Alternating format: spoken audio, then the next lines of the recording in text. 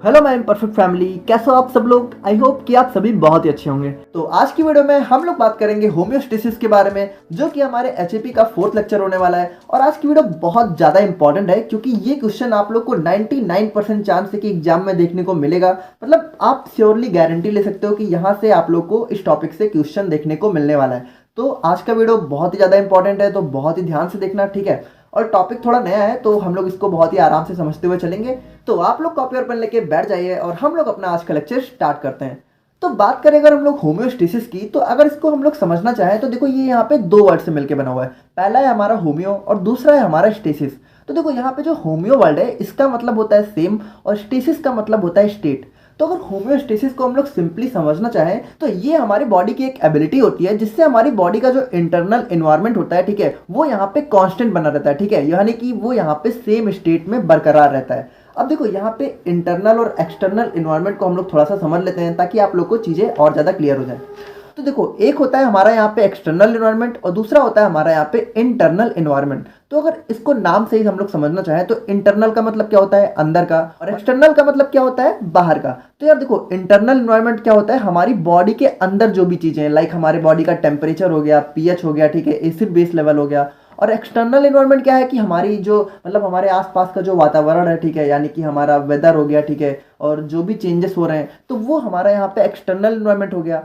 तो देखो क्या होता है कि अगर हमारे एक्सटर्नल एनवायरनमेंट में कोई चीज़ें होती हैं, ठीक है, चेंज होती हैं, तो उसका इफेक्ट हमारे इंटरनल एनवायरनमेंट में भी पड़ता है। अब इसको आप लोग इस तरह समझ सकते हो कि देखो जब मौसम चेंज होता है तो अक्सर लोगों को यहाँ पे बुखार हो जाता है, ठीक है। तो ऐसा क्यों होता है, क्योंकि जो हमारा एक्सटर्नल एनवायरनमेंट होता है, ठीक है, उसकी वजह से हमारा इंटरनल एनवायरनमेंट यानी हमारे बॉडी की जो अंदर की कंडीशंस हैं वो यहाँ पे इफेक्ट होती हैं, ठीक है। तो होम्योस्टेसिस क्या होता है, सिंपली ये एक मैकेनिज्म होता है जिसकी वजह से जो हमारे बॉडी का इंटरनल एनवायरनमेंट होता है, ठीक है, यानी कि हमारे बॉडी के अंदर की जो कंडीशंस होती है वो यहाँ पे कांस्टेंट लेवल पे मेंटेन रहती हैं। यानी बाहर अगर कुछ चेंजेस भी हो रहे हैं तो उसकी वजह से हमारी बॉडी पे बहुत ज्यादा यहाँ पे इफेक्ट नहीं पड़ता है। अब देखो इसको अगर आप लोग समझना चाहो तो आप लोगों ने कभी सोचा है कि गर्मी के मौसम में हमें इतना ज्यादा पसीना क्यों आता है। वहीं हम लोग बात करें ठंडी की, तो ठंडी में तो यार हमें कभी कोई पसीना नहीं आता है।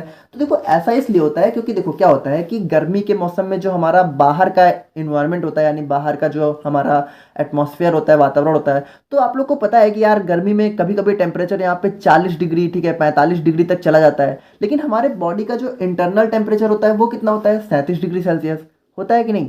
अगर आप लोग को नहीं पता है तो जान लो, ठीक है। तो यहाँ पे क्या होता है कि देखो अगर बाहर का टेम्परेचर यहाँ पे 40-45 है और अंदर का यहाँ पे 37 है, तो यार इसकी वजह से हमारे अंदर का टेम्परेचर भी तो बढ़ेगा। अब ये क्या होगा कि ये हमारा 37 से बढ़ते बढ़ते यहाँ पे 40-45 तक पहुँच जाएगा। तो उसकी वजह से क्या होगा कि यार हमारी बॉडी के अंदर बहुत सारी प्रॉब्लम्स हो सकती हैं। तो अब यहाँ पे क्या होगा कि बॉडी यहाँ पे अपने टेम्परेचर को 37 डिग्री मेंटेन करने के लिए क्या करेगी, यहाँ पे स्वेट रिलीज करेगी, ठीक है। और उसी की वजह से यहाँ पे गर्मियों के मौसम में हमें पसीना आता है, जिसकी वजह से हमारी बॉडी का जो इंटरनल टेम्परेचर है वो यहाँ पे 37 डिग्री पे मेंटेन रहता है, ठीक है।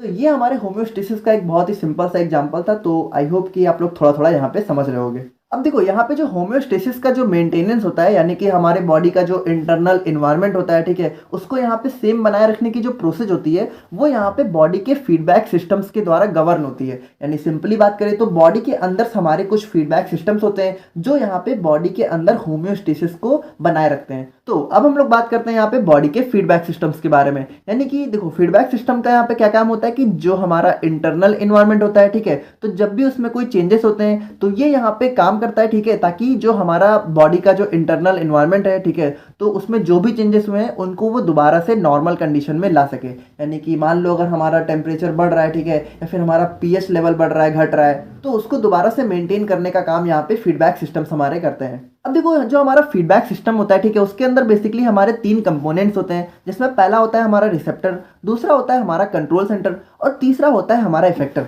अब देखो इसको हम लोग थोड़ा सा सिंपली अगर समझें तो रिसेप्टर यहाँ पे क्या होता है कि जैसे मान लो अगर हमें कोई प्रॉब्लम हुई, ठीक है, यानी हमारी बॉडी के अंदर कुछ चेंजेस आ रहे हैं, तो यहाँ पे रिसेप्टर क्या करता है, रिसेप्टर उसको डिटेक्ट करता है। डिटेक्ट का मतलब क्या होता है कि यहाँ पे कोई भी अगर चेंजेस हैं, ठीक है, कोई भी प्रॉब्लम हो रही है तो सबसे पहले उसको पता करने का काम कौन करता है, रिसेप्टर, ठीक है। फिर रिसेप्टर यहाँ पे क्या करता है, पहले जो है हमारी प्रॉब्लम को पता करता है, फिर यहाँ पे कंट्रोल सेंटर के पास जो है इनपुट भेज देता है, यानी कंट्रोल सेंटर को यहाँ पे जाके बताता है कि हमारी बॉडी में कुछ प्रॉब्लम आई है। अब कंट्रोल सेंटर क्या करता है कि कंट्रोल सेंटर यहाँ पे अपना जो है कमांड जनरेट करता है, किसको, इफेक्टर को। यानी कि मान लो हमारी बॉडी के अंदर कोई प्रॉब्लम हुई है, ठीक है, तो सबसे पहले उसको जो है पता करने का काम करेगा रिसेप्टर, फिर रिसेप्टर यहाँ पे भेजेगा कंट्रोल सेंटर, फिर उसको ठीक करने का काम यहाँ पे करेगा इफेक्टर, और इफेक्टर को कमांड कौन देगा ठीक करने के लिए, कंट्रोल सेंटर। और इफेक्टर यहाँ पे क्या करेगा, जो हमारी प्रॉब्लम है, ठीक है, तो जिस भी वजह से हमारी प्रॉब्लम हुई है उसको यहाँ पे ठीक करने का काम करेगा। तो इसी को हम लोग यहाँ पे थोड़ा सा देख लेते हैं। जैसे हमारा रिसेप्टर क्या होता है, ये हमारी बॉडी का कोई स्ट्रक्चर होता है, ठीक है, जो भी हमारे बॉडी के इंटरनल एनवायरनमेंट में चेंजेस होते हैं उनको यहाँ पे डिटेक्ट करने का काम करता है। और कंट्रोल सेंटर क्या होता है, ये हमारी बॉडी के अंदर जो भी चेंजेस होते हैं तो उसमें यहाँ पे पहले रिसेप्टर से इनपुट को रिसीव करता है, फिर यहाँ पे आउटपुट जनरेट करता है, किसको, इफेक्टर को, ठीक है, in the form of nerve impulse, hormones and other chemical signals. यानी कि जो आउटपुट होता है, ठीक है, कंट्रोल सेंटर जो इफेक्टर को देता है वो यहाँ पे नर्व इम्पल्स के फॉर्म में हो सकते हैं, हार्मोन्स के फॉर्म में हो सकते हैं, या फिर केमिकल सिग्नल्स के फॉर्म में हो सकते हैं। अब देखो आप लोग ज़्यादा कंफ्यूज मत हो, हम लोग इसको यहाँ पे सिंपली थोड़ा सा देख लेते हैं। देखो क्या है कि मान लो अगर बॉडी में हमारी कोई प्रॉब्लम हुई, ठीक है, तो उसको पता करने का काम यहाँ पे किसने किया, रिसेप्टर ने, ठीक है। फिर रिसेप्टर ने क्या किया, यहाँ पे बताया किसको, जाके यहाँ पे कंट्रोल सेंटर को, ठीक है, कंट्रोल सेंटर को इसने जो है जाके प्रॉब्लम को बताया, और प्रॉब्लम को बताने को हम लोग क्या कहते हैं, इनपुट, ठीक है। तो इनपुट भेजा किसको, कंट्रोल सेंटर को। फिर कंट्रोल सेंटर ने क्या किया, उस प्रॉब्लम को दूर करने के लिए यहाँ पे आउटपुट जनरेट किया, और आउटपुट किसको भेजा, इफेक्टर को। अब इफेक्टर यहाँ पे क्या करेगा, जो भी हमारी प्रॉब्लम है, ठीक है, यानी बॉडी के अंदर इंटरनल इन्वायरमेंट में जो भी चेंजेस हुए हैं उसको यहाँ पे ठीक करने का काम करेगा। तो बहुत ही सिंपल है, आई होप कि आप लोग यहाँ पे समझ गए होंगे। तो अब हम लोग बात करें तो जो हमारी बॉडी होती है उसके अंदर बेसिकली दो टाइप के फीडबैक सिस्टम हमें देखने को मिलते हैं। पहला होता है हमारा पॉजिटिव फीडबैक सिस्टम, दूसरा होता है हमारा निगेटिव फीडबैक सिस्टम। देखो इन दोनों को आप लोग बहुत ही ध्यान से देखना, क्योंकि इन्हीं दोनों पे लगभग हर बार एग्जाम में जो है 5 या 7 नंबर में क्वेश्चन पूछे जाते हैं, या फिर कभी कभी ऐसा भी हो सकता है कि पूरा का पूरा होम्योस्टेसिस आपसे 10 नंबर में पूछ लिया जाता है। मतलब इतना जानो कि यहाँ से आपको क्वेश्चन तो जरूर देखने को मिलेगा, चाहे वो 2 नंबर में हो, चाहे 7 नंबर में हो, चाहे 10 नंबर में हो। तो थोड़ा ध्यान से देखना, ठीक है। तो बात करें हम लोग यहाँ पे निगेटिव फीडबैक सिस्टम के बारे में, तो जैसा यहाँ पे इसका नाम ही है निगेटिव, तो यहाँ पे इसका काम क्या होता है कि मान लो हमारी बॉडी के अंदर जो भी चेंजेस हुए हैं, ठीक है, तो ये उसको जो है रिवर्स या फिर कम करने का काम करता है। देखो अब इसको आप लोग इस तरह समझो कि जैसे ये यहाँ पे क्या करता है, रिवर्स का मतलब क्या होता है, रिवर्स का मतलब होता है उल्टा करना, यानी, और डिक्रीज मतलब कम, यानी कि जो भी प्रॉब्लम होती है उसको यहाँ पे कम करने का काम करता है, या फिर उसको जो है उल्टा करके सही करने का काम करता है। अब इसको आप लोग इस तरह समझ सकते हो कि अगर मान लो हमारी बॉडी के अंदर टेम्परेचर बढ़ रहा है, ठीक है, 37 डिग्री से टेम्परेचर बढ़ रहा है, तो ये क्या करेगा, उसको कम करेगा। और अगर टेम्परेचर घट रहा है 37 डिग्री से, तो ये क्या करेगा, उसको बढ़ाएगा, ठीक है। तो मतलब आप लोग समझ रहे हो ना कि बिल्कुल उल्टा काम करेगा।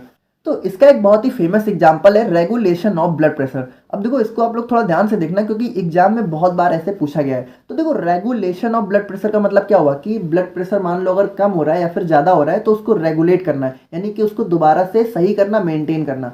तो देखो हम लोग यहाँ पे जो है स्टेप बाय स्टेप देखते हुए चलते हैं कि कैसे यहाँ पे अपना निगेटिव फीडबैक सिस्टम काम करता है, कि अगर हमारा ब्लड प्रेशर यहाँ पे बढ़ रहा है तो कैसे उसको यहाँ पे जो है दोबारा से कम करके सही करने का काम करता है। तो देखो यहाँ पे सबसे पहले क्या होता है, सबसे पहले स्टेप में होता है हमारा स्टिमुलस। अब देखो स्टिमुलस क्या होता है, स्टिमुलस हमारी वो चीज़ होती है जिसकी वजह से प्रॉब्लम जनरेट हो रही है, यानी बॉडी का जो इंटरनल एनवायरनमेंट है उसमें जो भी चेंजेस आते हैं तो वो किस वजह से आ रहे हैं, तो वो होता है हमारा स्टिमुलस। अब देखो यहाँ पे ब्लड प्रेशर अगर इंक्रीज कर रहा है तो उसका स्टिमुलस क्या है, इंक्रीज इन हार्ट रेट। यानी कि मान लो आप लोग ऐसे समझो कि आप लोग बहुत ज़्यादा दौड़ के आए हो, ठीक है, और आपकी हार्ट रेट बहुत ज़्यादा बढ़ गई है, ठीक है, तो वहाँ पे उसकी वजह से क्या हुआ, हमारा ब्लड प्रेशर इंक्रीज होने लगा। तो देखो यहाँ पे प्रॉब्लम हमारी क्या है कि ब्लड प्रेशर यहाँ पे इंक्रीज हो रहा है, और हो किस वजह से रहा है, क्योंकि हमारा हार्ट रेट यहाँ पे बढ़ रहा है। तो स्टिमुलस क्या होता है, जिसकी वजह से प्रॉब्लम होती है। तो जैसा कि हम लोगों ने देखा था, सबसे पहले यहाँ पे क्या होगा, रिसेप्टर यहाँ पे जो है प्रॉब्लम को डिटेक्ट करेगा, यानी प्रॉब्लम को पहचानेगा। तो देखो यहाँ पे जो हमारा ब्लड प्रेशर होता है उसके केस में हमारा बैरो रिसेप्टर होता है, ठीक है। तो बैरो रिसेप्टर क्या होता है, वो यहाँ पे एक्टिवेट हो जाता है और यहाँ पे जो है कंट्रोल सेंटर को इनपुट भेजता है in the form of nerve impulse. तो देखो नर्व इम्पल्स हमारे एक फॉर्म ऑफ सिग्नलिंग होते हैं, ठीक है। तो जैसे हम लोग यहाँ पे बोल के बातें करते हैं, उसी तरीके से जो हमारी बॉडी के अंदर अगर कुछ भी सिग्नल भेजना होता है तो वो हमारा नर्व इम्पल्स के फॉर्म में भेजा जाता है, ठीक है। ऑर्गन्स यहाँ पे जो ब्रेन होता है उसको नर्व इम्पल्स के फॉर्म में सिग्नल भेजते हैं। तो देखो जो हमारा रिसेप्टर है वो उसने यहाँ पे क्या किया, सिग्नल भेजा किसको, कंट्रोल सेंटर को। तो देखो यहाँ पे कंट्रोल सेंटर क्या होता है, कंट्रोल सेंटर हमारा ब्रेन होता है। देखो हमारी बॉडी में अगर कुछ भी प्रॉब्लम हो रही होती है तो उनको कंट्रोल करने का काम हमारा ब्रेन ही तो करता है, यानी ब्रेन ही हमारे सारी चीज़ों को यहाँ पे कंट्रोल करता है। तो देखो ब्रेन यहाँ पे क्या करेगा, इनपुट को जो है रिसेप्टर से कलेक्ट करेगा, ठीक है, उसके बाद आउटपुट भेजेगा। आउटपुट किसको भेजेगा, यहाँ पे इफेक्टर को। और इफेक्टर यहाँ पे क्या है, इफेक्टर है यहाँ पे ब्लड वेसल।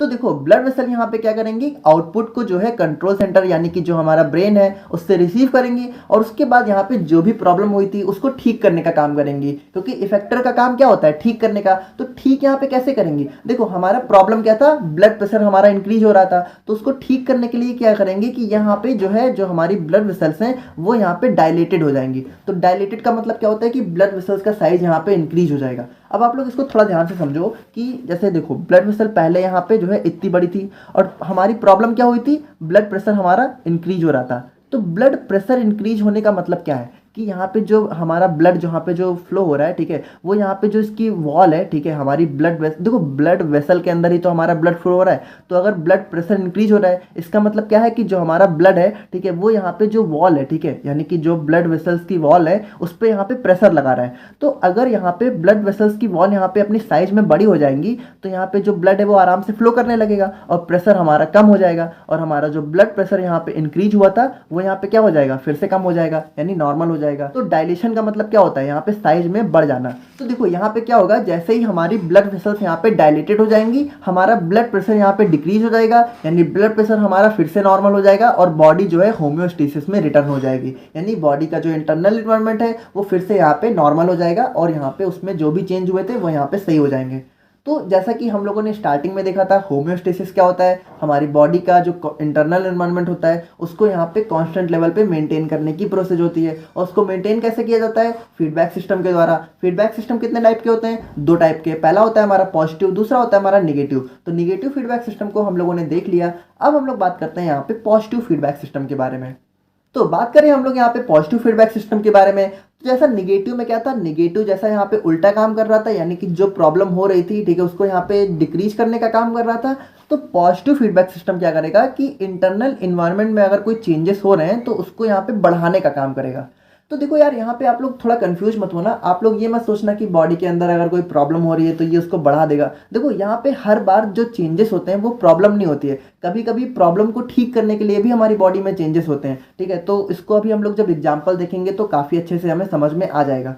तो बस आप लोग इतना समझो कि पॉजिटिव फीडबैक सिस्टम क्या करता है कि अगर कोई चेंजेस हो रहे हैं, ठीक है, तो उसको यहाँ पे और बढ़ा देता है, ठीक है। तो अभी इसको एग्जाम्पल से देखते हैं तो आप लोग को समझ में आ जाएगा।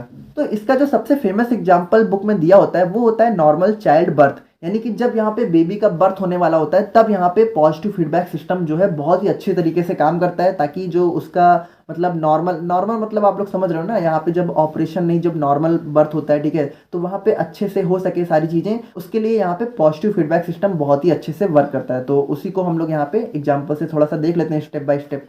तो देखो जब यहाँ पे बेबी का बर्थ होने वाला होता है तो सबसे पहले क्या होता है, लेबर पेन स्टार्ट होता है। तो लेबर पेन स्टार्ट होने की वजह से क्या होता है कि मदर की जो यूट्रस वॉल होती है, ठीक है, वो यहाँ पे कॉन्ट्रैक्ट होने लगती है, और कॉन्ट्रैक्ट होने की वजह से क्या होता है कि जो बेबी का हेड होता है या फिर जो बॉडी होती है वो यहाँ पे सार्विक्स की तरफ फोर्स होने लगती है, यानी कि वो यहाँ पे सार्विक्स की तरफ मूव होने लगती है। तो उसकी वजह से देखो क्या होता है, स्टिमुलस हमारा, देखो स्टिमुलस यहाँ पे क्या होता था कि जिसकी वजह से यहाँ पे इंटरनल एनवायरनमेंट में चेंजेस हो रहे होते हैं, तो इसकी वजह से क्या होगा कि जो सार्विक्स है वो यहाँ पे स्ट्रेच होने लगेगा, ठीक है। तो अब यहाँ पे पॉजिटिव फीडबैक सिस्टम का काम क्या है, इसको और स्ट्रेच करना। तो सबसे पहले जो रिसेप्टर है वो यहाँ पे क्या करेगा कि जो भी चेंजेस हो रहे हैं उसको यहाँ पे डिटेक्ट करेगा। अब देखो यहाँ पे जो रिसेप्टर होते हैं वो होते हैं स्ट्रेच सेंसिटिव नर्व सेल्स। देखो यहाँ पे जैसे चेंजेस होते हैं वैसा ही यहाँ पे रिसेप्टर होता है। वहाँ पे देखो क्या हो रहा था, ब्लड प्रेशर यहाँ पे इंक्रीज हो रहा था, तो वहाँ पे रिसेप्टर क्या था, बैरो रिसेप्टर, और यहाँ पे क्या हो रहा है, स्ट्रेचिंग हो रही है, तो यहाँ पे रिसेप्टर कौन है, स्ट्रेच सेंसिटिव नर्व सेल्स, ठीक है। तो ये यहाँ पे क्या करेंगे, यहाँ पे इनपुट को जो है कंट्रोल सेंटर को भेजेंगे in the form of nerve impulse, जैसा कि हम लोगों ने देखा था। और उसके बाद कंट्रोल सेंटर, यानी कि जैसा कि हम लोग को पता है कंट्रोल सेंटर हमारा क्या होता है, ब्रेन। तो ब्रेन क्या करेगा, यहाँ पे इनपुट को कलेक्ट करेगा और यहाँ पे आउटपुट को जो है जनरेट करेगा, किसको, इफेक्टर को। अब देखो यहाँ पे क्या होता है कि ये जो है ऑक्सीटोसिन को रिलीज करता है। अब ऑक्सीटोसिन यहाँ पे एक केमिकल होता है जो कि स्ट्रेचिंग को और ज़्यादा बढ़ा देता है, ठीक है। यानी कि अगर हमारी बॉडी में कहीं स्ट्रेचिंग हो रही होती है तो उसको यहाँ पे ऑक्सीटोसिन जो है और ज़्यादा इंक्रीज कर देता है। तो देखो ऑक्सीटोसिन रिलीज होने की वजह से क्या होगा कि जो यूट्राइन मसल्स है, ठीक है, वो यहाँ पे और ज़्यादा कॉन्ट्रैक्ट होने लगेंगी, और उसकी वजह से क्या होगा कि जो बेबी की बॉडी है वो यहाँ पे सर्विक्स को और ज़्यादा स्ट्रेच करेगी, जिसकी वजह से बेबी का आसानी से बर्थ हो सकेगा। तो यहाँ पे देखो पॉजिटिव फीडबैक सिस्टम में क्या हुआ कि जितना यहाँ पे सर्विक्स यहाँ पे स्ट्रेच होता है, ठीक है, उतना ही यहाँ पे ऑक्सीटोसिन रिलीज होता है, जिसकी वजह से सर्विक्स और स्ट्रेच होने लगता है। तो हम लोगों ने क्या देखा था कि जो भी चेंजेस हो रहे होंगे उसको यहाँ पे और बढ़ा रहा होगा। तो चेंजेस यहाँ पे क्या हो रहे थे, चेंजेस हो रहे थे यहाँ पे स्ट्रेचिंग ऑफ सर्विक्स। तो यहाँ पे इसने क्या किया कि उसको और बढ़ा दिया। तो आप लोग को पता है यार कि जब बेबी का यहाँ पे नॉर्मल चाइल्ड बर्थ होता है तो जितना ज़्यादा स्ट्रेचिंग होगी उतनी आसानी से बेबी यहाँ पे बाहर आ सकेगा। तो उसी की वजह से हमारा पॉजिटिव फीडबैक सिस्टम यहाँ पे वर्क करता है और जो भी मतलब चेंजेस हो रहे होते हैं उसको बढ़ा देता है। तो देखो यार आज का टॉपिक काफ़ी नया सा था और थोड़ा सा कंफ्यूजिंग भी था, बट अगर आप लोगों ने यहाँ तक देखा है तो आई होप कि आप लोग को यहाँ पे समझ में आ गया होगा। और अगर अभी भी कोई कंफ्यूजन है तो एक बार आप लोग दोबारा से देखना, ज़रूर से समझ में आ जाएगा। और अगर आप लोग को यार हमारी वीडियोस पसंद आ रही हैं तो चैनल को सब्सक्राइब भी कर सकते हो, और मिलते हैं नेक्स्ट वीडियो में। Thank you so much.